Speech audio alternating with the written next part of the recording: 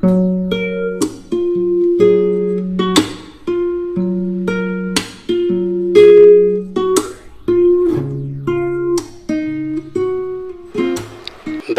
பரிசுத்த நாமத்திற்கு மகிமை உண்டாவதாக.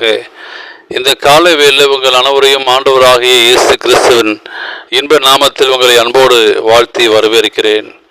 விண்துளிகள் வாயிலாக இந்த நாளில் சந்திப்பதிலே மிகுந்த மகிழ்ச்சி அடைகிறேன்.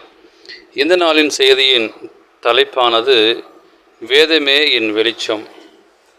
வேத வாக்கியம் சங்கீதம் 119, 105 வாசிக்கிறோம்.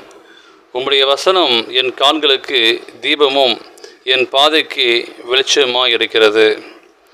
அமெரிக்காவின் 2 கப்பல்கள் கடலில் நிறுத்தப்பட்டிருந்தன. சீதோஷ்ண நிலை சற்று மோசமாகவும் அதன் விளைவாக அதிக தூரம் பார்க்கவும் கூடாதாக இருந்தது. அந்த 2 கப்பல்களுக்கும் தலைவராக இருந்த தளபதி அமர்ந்திருந்த கப்பலிலிருந்து சற்று தூரம் செல்ல தீர்மானித்தார். ஆனால் திடீரென்று எதிர்ப்புறத்தில் ஒரு பெரிய வெளிச்சம் தெரிந்தபடியால் தளபதி ஒரு செய்தியை அனுப்பினார்.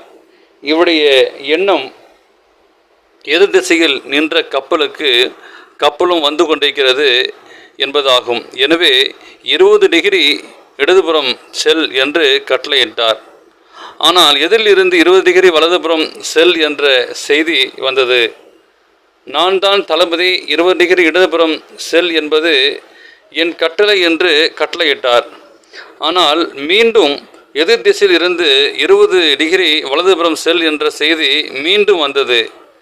இதற்கிடையே 2 கப்பல்களும் மிக அருகாமையில் நெருங்கி ஆபத்து ஏற்படும் நிலை வந்தது. தளபதி மிக கோபத்துடன் நான் சொல்வதை கேள் என்றார். எதிர் திசையிலிருந்து நான் கரங்களை விலக்கு, 20 டிகிரி வலதுபுறமால் செல் என்ற செய்தி வந்தது. அப்போதுதான் தளபதிக்கு உண்மை புரிந்தது. உடனே 20 டிகிரி வலதுபுறமாக கப்பலை திரும்ப ஆணையிட்டு தப்பித்து கொண்டார். அந்த கப்பலில் மாண்மையாக வேலை பார்த்த எட்வர்ட் ரிக்கன் பேக்கர் என்பவர் எழுதியிருக்கிறார், நாம் ஆபத்தில் மாட்டக்கூடாது, பாவம் என்னும் படுகொலியில் விழுந்துவிடக்கூடாது என்று ஆபத்தை நமக்கு சுட்டி காட்டுவதற்காகவும் வழி இதுவே, இதில் நடவுங்கள் என்று நமக்கு ஆலோசனை சொல்வதற்கு நமக்கு தேவன் வேத புத்தகத்தை நமது கரங்களில் நமது அன்பு கடிதமாக எழுதி கொடுத்திருக்கிறார். வேதத்துக்கு எதிர்த்து நிற்காமல் அதன் ஆலோசனை நடக்கிறவன் பாவத்தை விடாமல் தப்பித்து கொள்வான். வாலிபன் தன் வழியை இதனால் சுத்தம் பண்ணுவான். நமது வசனத்தின்படி தன்னை காத்து கொள்கிறவர்கள் தானே என்று சொல்லி நாம் சங்கீதத்திலே வாசிக்கிறோம். எனவே வேதமாகிய வெளிச்சத்தை நான் ஒவ்வொரு நாளும் தியானிக்கும் போது நம்முடைய வாழ்க்கையிலே வெளிச்சத்தின் பாதையிலே செல்ல அது உதவும்.